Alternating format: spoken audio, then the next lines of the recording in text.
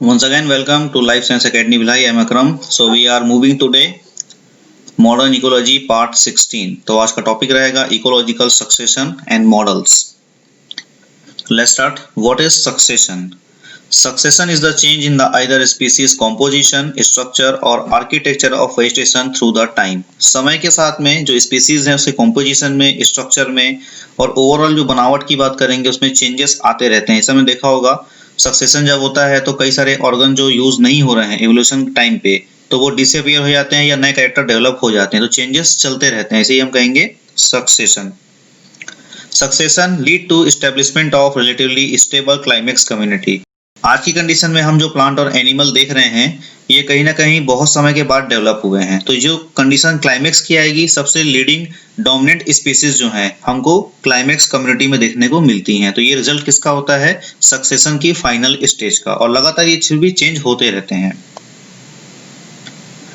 A serial community or seer is the intermediate stage found in the ecological succession. तो हम बात करें अगर कि ये serial community या seer क्या चीज है, तो ये एक intermediate stage है सक्सेशन की जिसमें लगातार चेंज हो रहे हैं और ये लीड करेगा कहाँ? कम्युनिटी जो कि क्लाइमेक्स होगी लास्ट में. तो डेवलप होते होते क्लाइमेक्स कम्युनिटी में डेवलप कंप्लीटली हो जाएगा. और किसी कम्युनिटी में हम देखें तो किसी केस में more than one sere stage देखने को हमको मिल सकते हैं. जब तक कि क्लाइमेक्स कंडीशन नहीं पहुंचती तब तक ये चीज देखने को लगातार चेंजिंग कंडीशन में मिल सकती है. क्लाइमेक्स कम्युनिटी क्या होगी? Final stage of succession. जब सक्सेशन लगभग कंप्लीट हो जाएगा तो उस समय हमको जो डोमिनेंट स्पीसीज हैं प्लांट एनिमल के देखने को मिलेंगी जिसमें चेंजेस बहुत ही स्लोली होंगे. इसके हम कहेंगे क्लाइमेक्स कम्युनिटी. और ये कम्युनिटी चेंज भी होगा तो सच एज फायर है, ह्यूमन इंटरफेरेंस है जिसके द्वारा डिस्ट्रॉय किए जाएंगे, अदरवाइज कंटिन्यू अपनी चीज को मेंटेन करके रखते हैं. आप टाइप्स ऑफ सक्सेशन, दो टाइप के सक्सेशन देखने को मिलते हैं, प्राइमरी एंड सेकेंडरी. प्राइमरी की बात करें अगर सिर्फ बेयर रॉक है, वहां पर कुछ भी नहीं है और ऐसी जगह पर लाइफ अगर डेवलप हो रही है तो हम कहेंगे उसे प्राइमरी सक्सेशन. जबकि सेकेंडरी सक्सेशन जो होगा सक्सेशन ऐसी जगह पर जहां पर ऑलरेडी प्लांट एनिमल थे और वो फिर से रिकॉग्नाइज कर रहे हैं, क्योंकि हो सकता है वहां बाढ़ आई हो, जंगल में कहीं पर वाइल्ड फायर हुआ हो, लैंडस्लाइड हुआ हो, लावा का फॉर्मेशन हुआ हो या ह्यूमन एक्टिविटीज हो. इन सारी एक्टिविटीज के थ्रू क्या होगा? लाइफ फॉर्म डिस्ट्रॉय हुआ और डिस्ट्रॉय होने के बाद फिर से वहां पर नया लाइफ फॉर्म जो है डेवलप हो रहा है. तो इसे हम कहेंगे सेकेंडरी सक्सेशन जो कि हमको कॉमनली देखने को मिलता है. अब सक्सेशन ऑटोजेनिक भी हो सकता है और एलोजेनिक भी हो सकता है. Autogenic means it refer to ecological succession driven by biotic factors. Means जो भी एनिमल्स हैं उनके बीच आपस में जो भी इंटरेक्शन होगा इकोसिस्टम के अंदर में उससे जो भी डेवलपमेंट होगा उसे हम कहेंगे ऑटोजेनिक सक्सेशन. जबकि एलोजेनिक की बात करेंगे तो अगर एबायोटिक फैक्टर है या कोई एक्सटर्नल फैक्टर इकोसिस्टम का तो कंप्लीट एनवायरनमेंट को चेंज कर रहा है और इसकी वजह सक्सेशन हो रहा है तो उसे हम कहेंगे allogenic succession. Autotrophic succession and heterotrophic. Autotrophic की बात करेंगे तो when green plants have much more in numbers.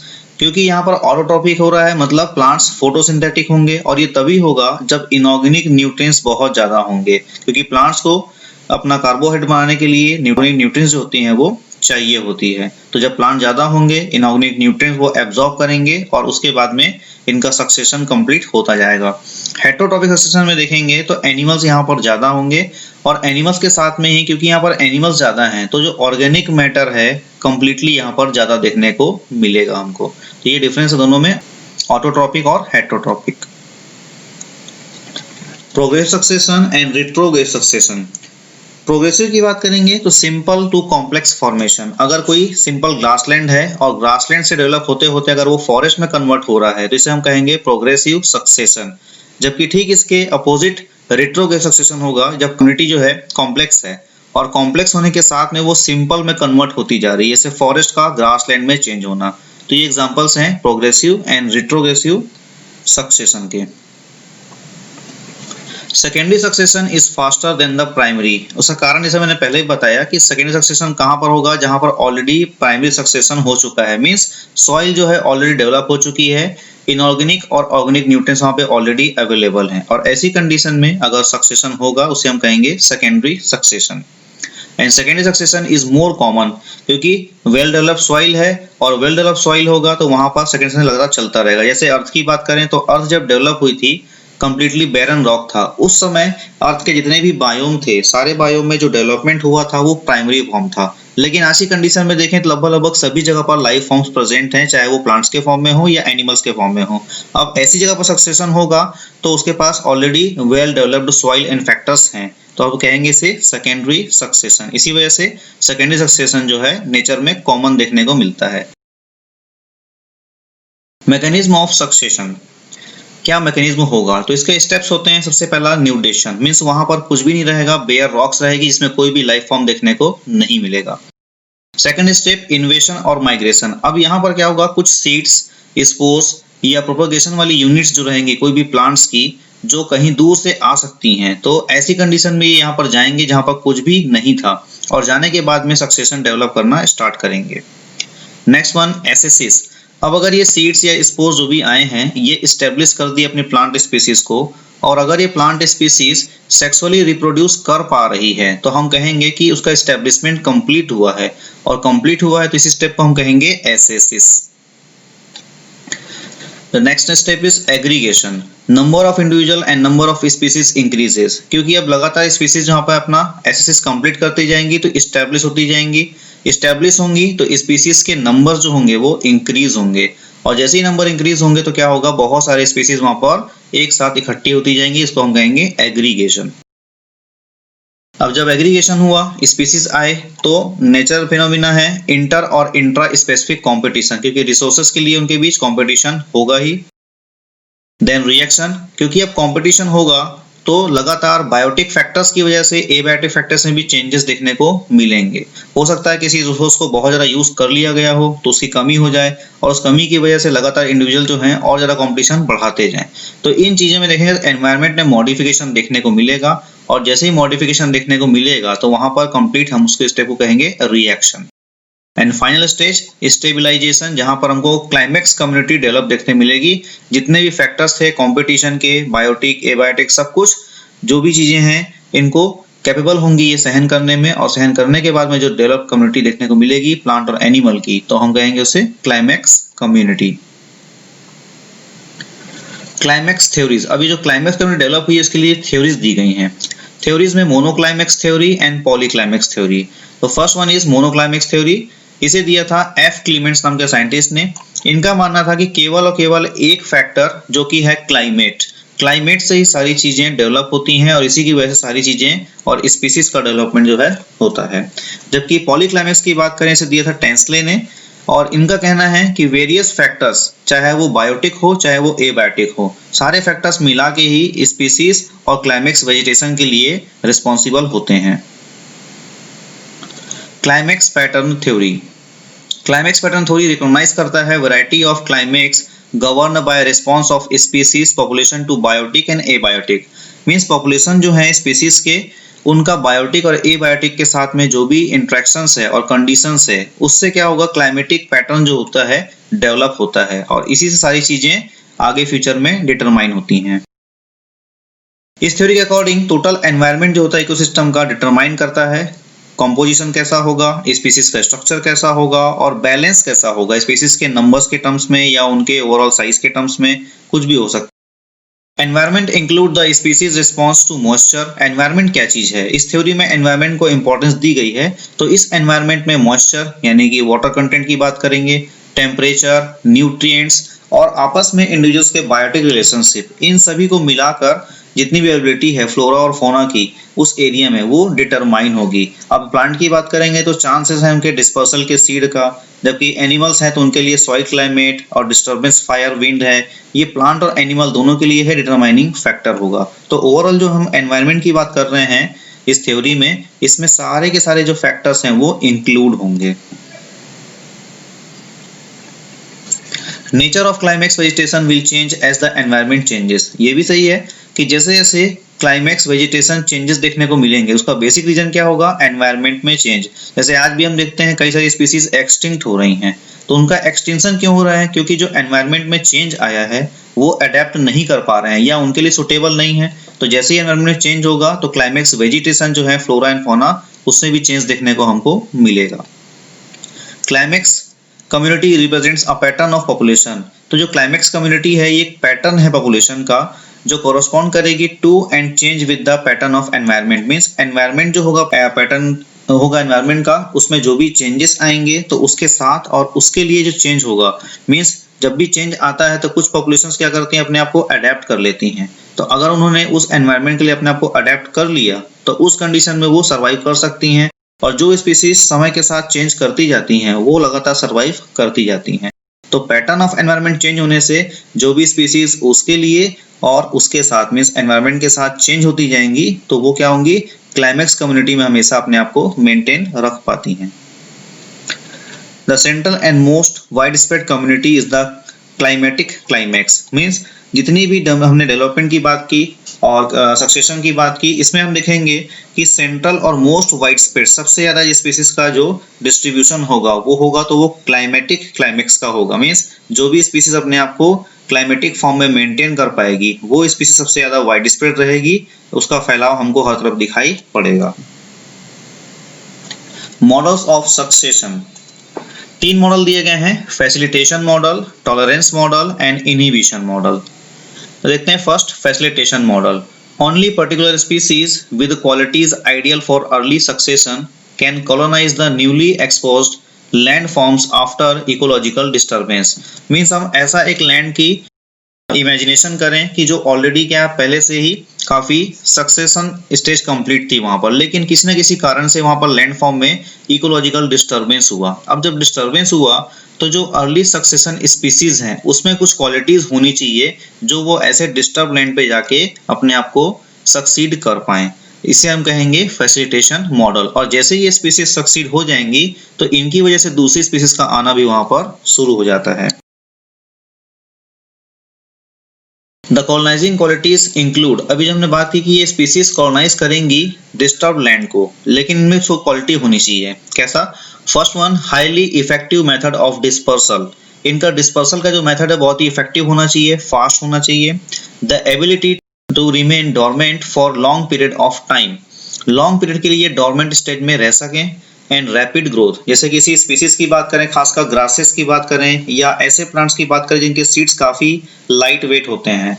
Light weight होने की वजह से क्या होता है, इनका जो मेथड डिस्पर्सल का होता है वो काफी अच्छा होता है, विंड के थ्रू दूर तक जा सकते हैं।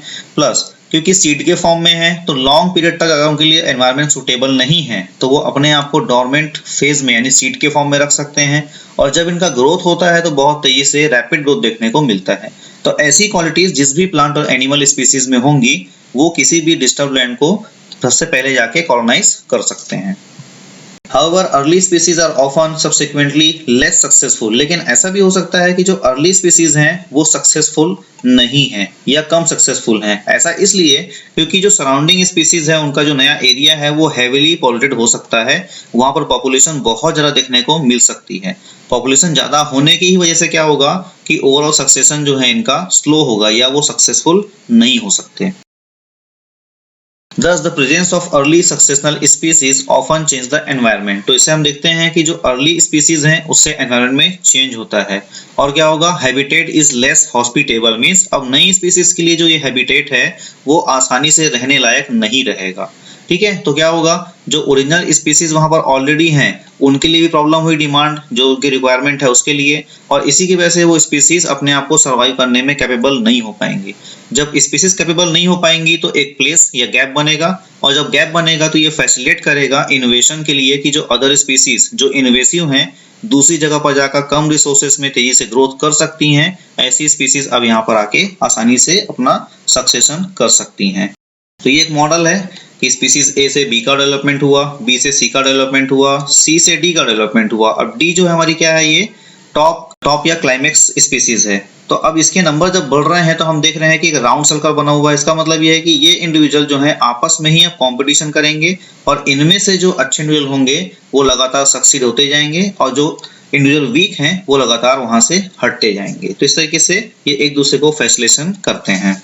दूसरा मॉडल भी हम देख सकते हैं इसका। Second one, tolerance model. Tolerance model में क्या होगा कि न्यू स्पीसीज जो होती है ना वो इनहिबिट करेगी ना वो किसी को सपोर्ट करेगी, कि ना वो आपको हेल्पफुल रहेगी और ना ही वो आपके अगेंस्ट रहेगी। The sequence of succession are thus entirely depend on the life history characteristics such as specific amount of energy and species allocated to the growth. वहां पर क्या होगा, डिपेंड कैसा रहेगा कि स्पीसीज किसी को ना ही फैसिलिटेट कर रही है, ना हेल्प कर रही है, ना किसी के अगेंस्ट में है।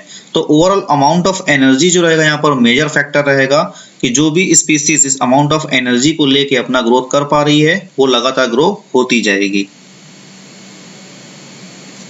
The climax community is composed of the most tolerant species that can coexist। तो ऐसी स्पीसीज जो सबसे ज्यादा टॉलरेंट हैं, किसी दूसरे के साथ आसानी से ये कैपेबल है रहने में, तो उस कंडीशन में जो क्लाइमेक्स स्पीसीज है हमको क्लाइमेक्स कम्युनिटी में देखने को मिलेंगी। और डोमिनेंट स्पीसीज में रिप्लेस और reduce pioneer species abundance through competition. अब कोई डोमिनेंट स्पीसीज है और ऑलरेडी पहले से जो स्पीसीज वहां प्रेजेंट हैं वो उसको हटा सकता है, क्योंकि इनका कंपटीशन का फैक्टर बहुत ज्यादा रहेगा इस वजह से।